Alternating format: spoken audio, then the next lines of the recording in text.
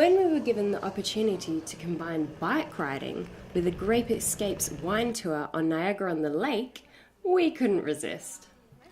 We joined our guide Dale, and he took us to our first tasting pit stop, Caroline's Cellars.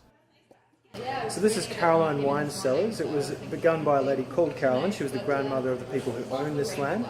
She was instrumental in sort of setting up this winery, and it's grown over 11 years to this. They produce quite a large range of wines. This is their 2011 Riesling.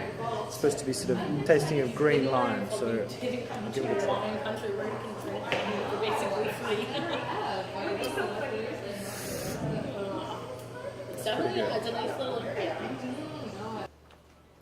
Next stop was Mary Nissen Winery, where we learned all about the vineyard's founder, John Mary Nissen, who came to Canada from Holland.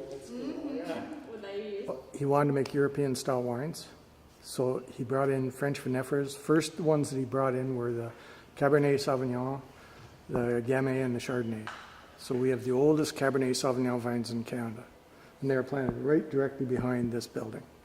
The Chardonnays are planted between this building and the road. That's why they're called roadblock Chardonnay. We always thought because he made great reds that they were his favorite.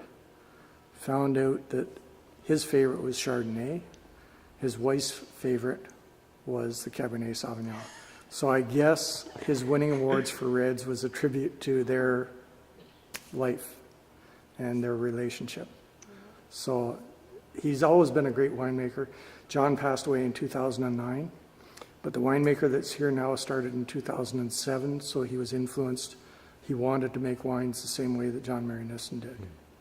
And so Jeff is continuing on making good quality European style reds, all unfiltered, so they're meant to age in cellar.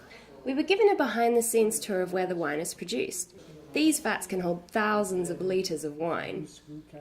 Mary Nissen packages all their wines themselves for quality control and sells exclusively to restaurants, or to its guests like us who visit the vineyard. A few years ago, the Rolling Stones bought cases of its plonk, so if it's good enough for them, it sure as hell is good enough for mankind. So this windmill behind me is not actually used to produce energy. It's used in the wintertime to get rid of the frost. So the wind produced from the windmill disperses the frost, and in the summer it also has another benefit. It gets rid of the humidity.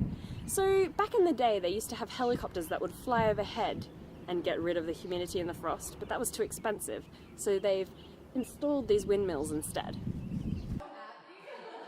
By this stage we were a little tipsy, but we were still thirsty.